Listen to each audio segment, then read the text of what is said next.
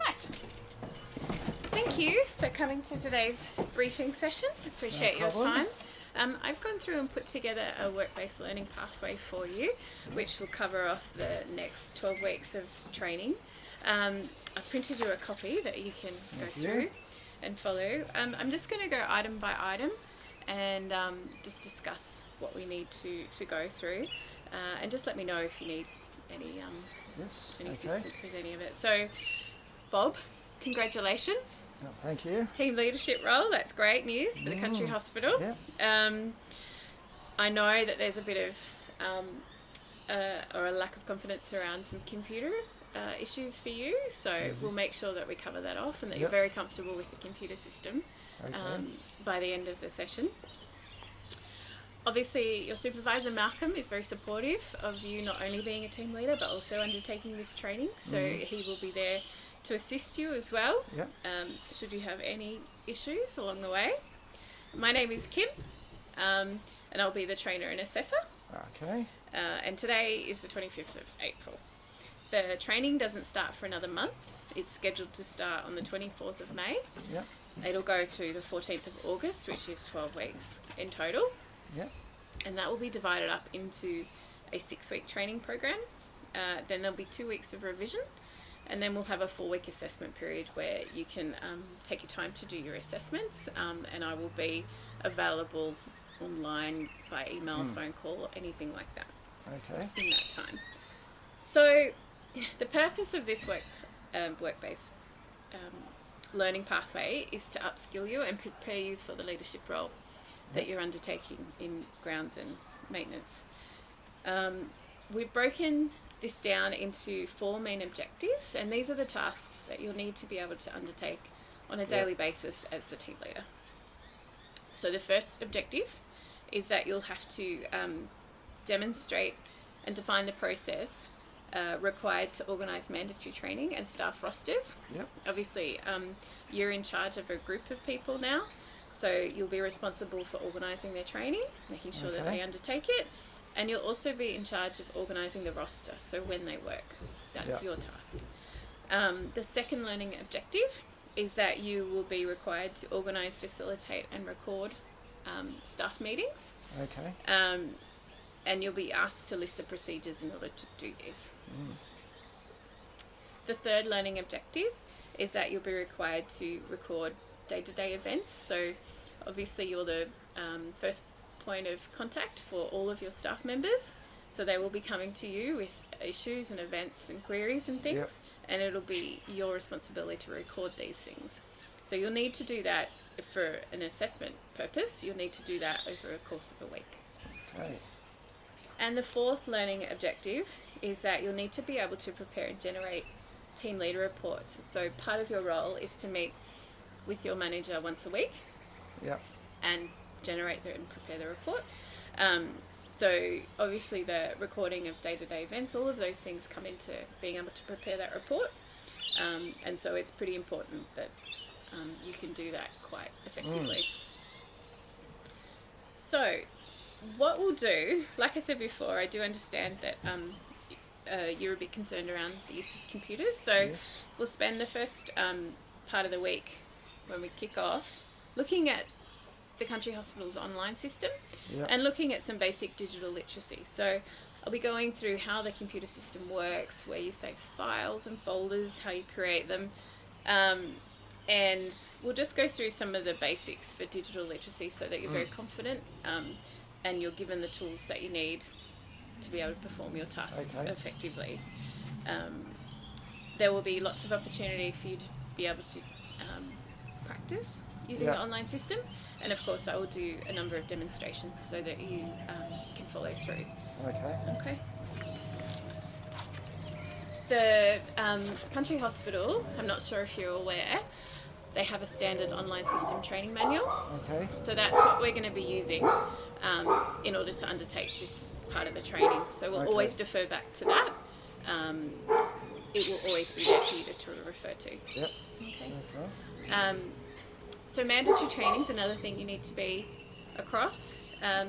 So obviously I will give you a bit of an explanation, and I will use the manual training manual and guidelines that the country hospitals put together, as well as the online system training manual.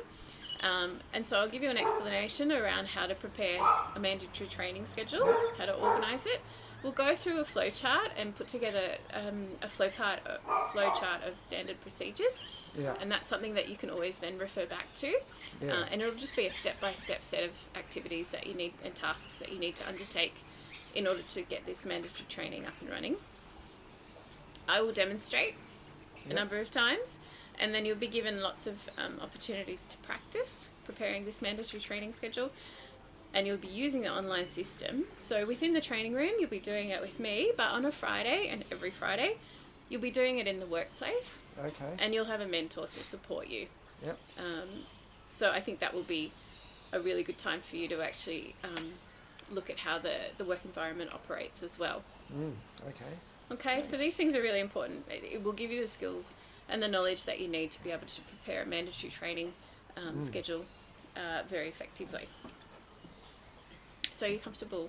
Yes, I think so. Yeah? Yep. That's good. So the next thing you need to do as a leader, obviously, is to manage the staff rosters. So you need to be able to prepare them and prepare them well so that we don't have any conflict in rostering. Okay. And because there's a workplace agreement in place as well, everyone's been given their actual allocated hours that they need to work, so you'll be using that to set that up. So what we'll do, apart from my explanation, and I'll be using the standard staff rostering procedures to do that, we'll analyse the staff roster that exists. So your experience, I imagine, with staff rosters is that you've seen them before? I've seen them before, yes. Have you prepared one before? No, I haven't. Okay, so it's slightly different and it will require a little bit of training, so that's what we're here for. So I will demonstrate how you prepare a staff roster using the online system, and you'll be given lots of opportunities to practice. Again, you'll get Fridays with your mentor in the workplace, and the rest of the time will be in the training room with me. Yep, okay. Okay. So organising, facilitating and recording a staff meeting. You're responsible for staff meetings now because you are in charge of a team. Yep. So there's a lot of things around doing this effectively and efficiently. So we're going to look at doing some concept mapping, like how we put together a meeting. We'll use agendas. Have you seen an agenda before for a staff meeting? I've seen them, yes. Yeah. So we'll put together an agenda. We'll look at taking minutes of meetings when we're in the middle of a meeting, and we'll look at how we record them using the online system. Okay. In terms of facilitating a meeting, this is probably something that you'll enjoy because you're very good with people.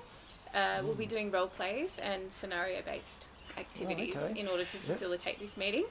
And we'll bring in the mentors as well, so they'll be able to contribute their experience of the hospital and bring that into play as well. Great.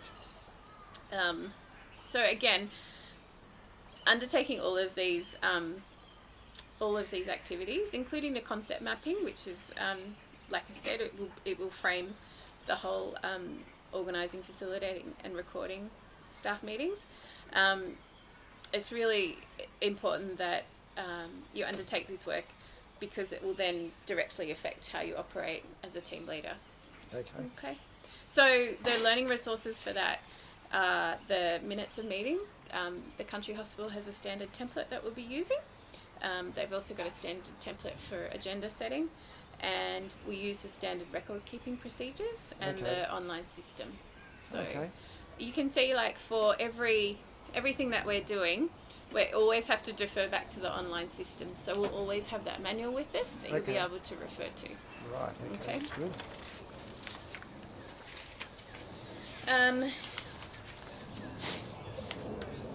So record keeping, we're going to learn to keep a diary. Yeah, okay. Do you keep a diary at the moment? No. Not so not much? really. Because you'll have staff coming to you as a first point of contact, and obviously they'll be coming with things that have happened or things that need to happen. You'll have to keep a really good diary on what goes on, so that you can refer back to, because it's very easy to forget. So we're going to be doing some diary keeping activities. I'll explain to you the standard record keeping procedures that the country hospital asks you to follow. We'll do some role plays and some scenario-based activities.